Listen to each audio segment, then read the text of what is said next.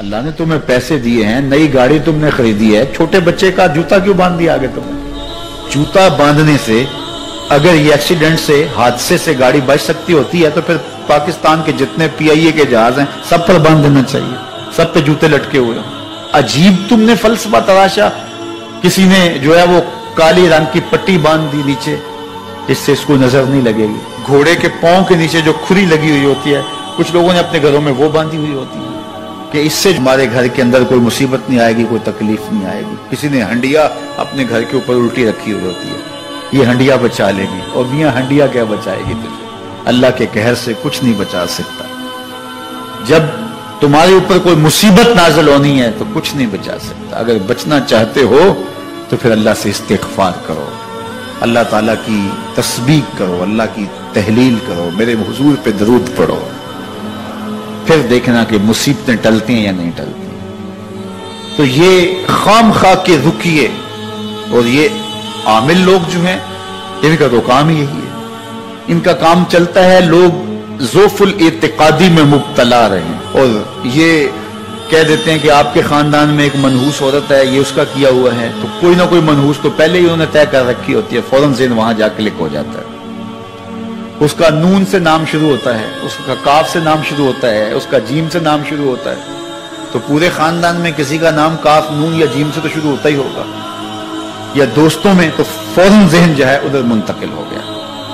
اب یہ بابا جی نے بتا دیا ہے, ہاں ہاں ہاں اس نے یہ بات کی تھی, کچھ باتیں یاد آنے لگی, اس کاف سے شروع ہونے والے نام کے ساتھ نفرت پیدا ہو گئی. اس بابے نے نفرت کا کاروبار کیا. اس نے تو 100 روپے 200 روپے لے لیے, لیکن 2 انسانوں کے اندر نفرت ڈال دی. اس کا گریبان کل قیامت کے دن پکڑا جائے گا. ان ملنگوں کے پاس, ان ذوف الاعتقادی کو پھیلانے والوں کے پاس کبھی نہ جاؤ. تمہیں مصیبت پڑی ہے, تمہیں لگ رہا ہے کہ شاید میرے اوپر جادو ہے, تو پڑھو نا سورہ بقرہ, جادو جڑ سے اکھڑ جائے گا. 40 دن اپنے گھر میں سورہ بقرہ پڑھو, برکت ہوگی. کہتے ہیں مولوی صاحب 40 دن تو نہیں پڑھی جا سکتی, 2.5 پارے, ہمیں کوئی تعویذ ہی کرتے ہیں. ہم شارٹ کٹ چاہتے ہیں نا, روزانہ صبح 2.5 پارے سورہ بقرہ پڑھے, یہ تو ہم سے نہیں پڑھی جائے گی, تو آپ کوئی تعویذ ہی لکھتے ہیں.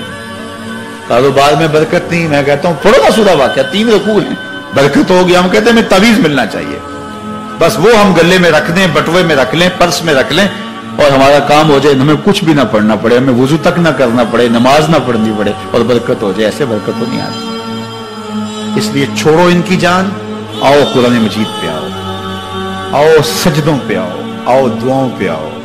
سحری کے وقت اس کی رحمتیں آواز دے رہی ہوتی ہیں, حل میں مسترزقن, ہے کوئی رزق مانگنے والا, اور تم اس وقت سوئے ہوئے ہو, سارے دن ٹھوکریں کھاتے ہو. آؤ نہ اس وقت جھولی پھیلا کے, ہاتھ پھیلا کے کہو مالک تو جھولیاں بھر دے. تو پھر دیکھنا میرا بیٹا سالم مشرکین کی قید میں ہے اور میں فاقوں کی حالت میں ہوں. تو فرمایا آل محمد کے پاس 1 سیر جو ہیں, بس اس کے علاوہ ہمارے پاس بھی کھانے کے لیے دنیاوی اسباب نہیں ہیں. کہا صبر کرو اور اللہ سے ڈرو, اور لا حول ولا قوت الا باللہ کثرت کے ساتھ پڑھو. یہ ایسا وظیفہ ہے, ایک حدیث پاک میں آتا ہے کہ یہ 99 بیماریوں کا علاج ہے. اس میں سب سے کم درجے کی بیماری ہم اور غم ہے. یہ دکھوں کا مداوع ہے, مشکلات کا علاج ہے, اور یہ وظیفہ میرے حضور نے بتایا. حضرت ابو ذر غفاری رضی اللہ تعالیٰ عنہ کو حضور نے 5 چیزیں بتائی تھی. ان میں سے 5ویں چیز یہ تھی کہ ابو ذر کثرت کے ساتھ لا حول ولا قوت الا باللہ پڑھا کرو. فرمایا عرش الہی کے نیچے ایک خاص خزانہ ہے, یہ وظیفہ وہاں سے آیا ہے. یہ زندگی میں معمول بنا لو, جب پھنس جاؤ, مشکلات میں آ جاؤ, تو لا حول ولا قوت الا باللہ پڑھو, اللہ راستے کھولے گا. تو حضور نے 3 چیزیں فرمائی, اللہ سے ڈرو, صبر کرو, اور کثرت کے ساتھ لا حول ولا قوت الا باللہ پڑھو. وہ فرماتے ہیں کہ میں یہ عمل شروع کیا, ابھی گھر میں بیٹھا ہی تھا کہ دروازے پہ دستک ہوئی, تو میں اٹھا کہ دروازہ کھولوں دیکھوں کہ کون ہے. تو دروازہ کھولا, دیکھا میرا بیٹا کھڑا ہے اور اس کے پیچھے 100 اونٹ کھڑے ہیں. تو میں نے کہا کہ تم اور یہ اونٹ؟ کہا مجھے موقع لگ گیا, میں ان کی قید سے بھاگ آیا. وَيَرْزُقْهُ مِنْ حَيْثُ لَا يَحْتَسِبُ، وہ تمہیں وہاں سے رزق دے گا جہاں سے تمہیں گمان بھی نہیں۔ اس کے ہو کے تو دیکھو، اللہ اکبر، اللہ کے ہو جاؤ تو پھر وہ تمہاری ضرورتوں کا کفیل ہو جائے۔ فرمایا حضرت عبداللہ ابن مسعود رضی اللہ تعالیٰ عنہ نے کہ کسی شخص کو فقر و فاقہ آ جائے تو وہ لوگوں کو بتائے کہ میں آج کل بڑے مشکل حالات میں ہوں، ہر وقت لوگوں کو بتاتا رہے تو اس کی مشکل بڑھے گی، اس کی مشکلیں آسان نہیں ہوں گی اس طرح۔ اور اگر وہ اپنی اس مشکل کو کسی سے شیئر نہ کرے بلکہ مصلی بچھا کے اپنے رب سے کہے کہ مالک فقر و فاقہ آ گیا ہے اور اس کا علاج تیرے پاس ہے، اس مرض کا مداوع تیرے پاس ہے۔ حضرت عبداللہ ابن مسعود فرماتے ہیں کہ رسول کریم نے فرمایا جلد یا بدیر اللہ اس کو مالا مال فرما دے۔ یہ بھی کبھی کر کے دیکھو، مشکل آ جائے، فاقہ آ جائے۔ اور قرآن مجید کا دل سورہ یاسین ہے، جس نے ایک مرتبہ سورہ یاسین کی تلاوت کی اللہ 10 مرتبہ قرآن پڑھنے کا ثواب عطا کرے۔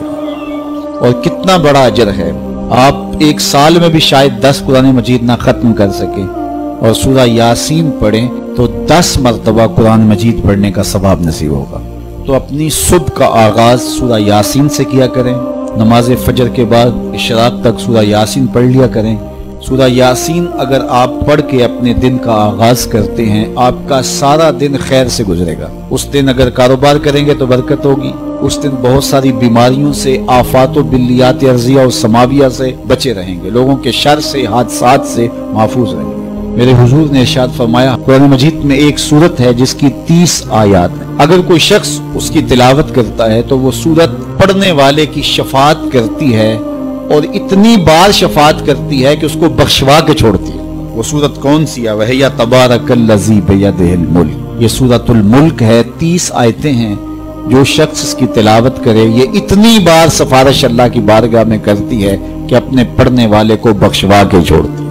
تو اپنے دن کا آغاز سورہ یاسین سے کریں اور اپنی شب کا آغاز سورہ ملک سے کریں۔ سونے سے پہلے سورہ ملک کی تلاوت ضرور کر لیں، تو انشاءاللہ اس سے رات برکت سے گزرے گی۔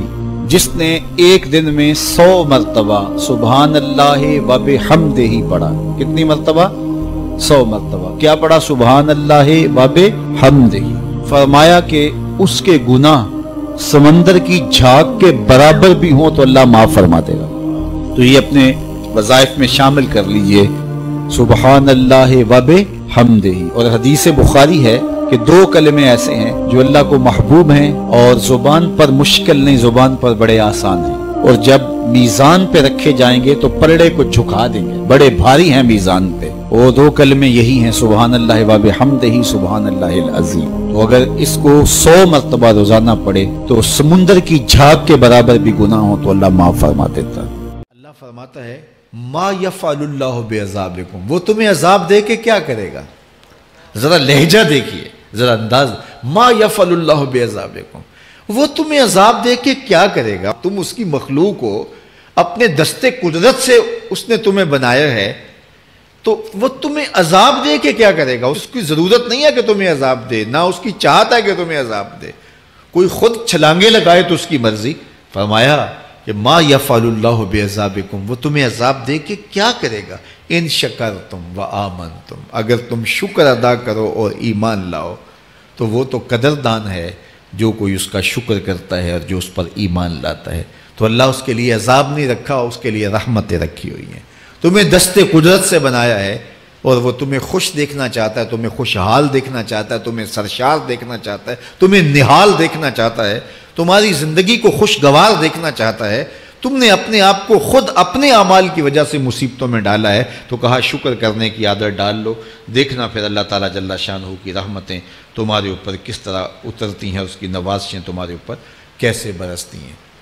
توکل اگر ہم سیکھ جائیں تو توکل ایک ایسی دولت ہے کہ جو خوشحال زندگی کی ضمانت بنتی۔ جب ہم اللہ پر توکل نہیں کرتے اور ہم سمجھتے ہیں یہ سب کچھ ہماری محنت کا نتیجہ ہی ہوگا، اور نتیجہ جب نہیں آتا تو پھر ہم بے چین مضطرب ہو جاتے ہیں، اور جب ہم اس پہ توکل کر لیں تو پھر ہمارا صرف اتنا ہی کام ہے کہ میاں ہم یہ کام کر رہے ہیں، بس یہ حکم، ہم بیج بو رہے ہیں، بس یہ حکم ہے اور بو رہے ہیں، باقی اس پہ بھروسہ ہے، یہ کام اس کا ہے کہ اس نے اس کو اگانا ہے، اس کے اوپر پھل لگانے ہیں۔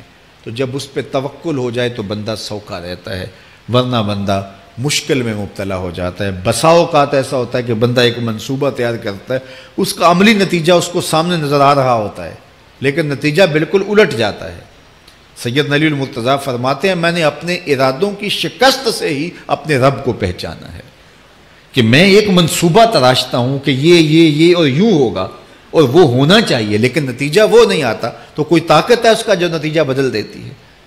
تو بندہ اس طاقت پہ یقین کرتے، اس پہ توکل کر کے جو ہے وہ اس پہ بھروسہ کر لے تو زندگی سوکھی ہو جاتی ہے۔ مغرب میں جو اللہ پر یقین نہیں رکھتے وہ خودکشی کر لیتے ہیں کہ یہ کیوں ہو گیا، ایسا نہیں ہونا چاہیے تھا، لیکن ہم خودکشی اس لیے نہیں کرتے، ہم کہتے ہیں میرا رب جس طرح چاہے اس طرح ہی ہوتا ہے، جو اس نے طے کیا ہوا ہے وہ کر کے رہتا ہے، اس لیے تم اس پہ توکل کر لو اور اس پہ بھروسہ کرو۔ حضور علیہ الصلوۃ والسلام نے فرمایا لو انکم توکلون علی اللہ حق توکلہ، اللہ پر توکل کرنے کا جو حق ہے اگر تم وہ ادا کر دے تو فرمایا اللہ تمہیں ایسے رزق عطا کرے جیسے پرندوں کو عطا کرتا ہے۔ ہمارا تو کاروبار ہے، یہ فیکٹری ہے، یہ دکان ہے، یہ ہماری نوکری ہے، ہم نے یہاں سے کمائی کرنی ہے۔ پرندوں کا کوئی کاروبار نہیں ہوتا، کوئی نوکری نہیں ہوتی، کوئی ٹھیا، کوئی اڈا نہیں ہوتا جہاں جا کے انہوں نے رزق کے لیے کوئی آغاز کرنا ہوتا ہے، بلکہ حضور نے فرمایا تغدو خماسا وتروح بطانا، جب وہ صبح گھر سے نکلتے ہیں تو خالی پیٹ نکلتے ہیں اور انہیں کوئی اپنی منزل کا تعین نہیں ہوتا، جدھر خیال آیا اڑ گئے ادھر، لیکن کبھی ایسا نہیں ہوا کہ شام کو خالی پیٹ واپس آئے ہوں، کہا وہ پیٹ بھر کے آتے ہیں۔ باہو بولے بن توکل پنچھی اڑ دے، خرچ نہ پلے زیرا ہو، جب گھر سے اڑتے ہیں تو ان کے پلے نہ کوئی خرچ ہوتا ہے، نہ راس المال ہوتا ہے، نہ کوئی اوزار ہوتے ہیں، نہ کوئی ہتھیار ہوتے ہیں، کچھ بھی نہیں ہوتا، یوں ہی گھر سے نکلتے ہیں، کبھی بھی خالی پیٹ نہیں آئے۔ فرمایا اگر اللہ پہ پرندے توکل کر لیں تو اللہ اسے بھی عطا کرتا ہے، تم توکل کرو گے تو تمہیں عطا نہیں کرے گا۔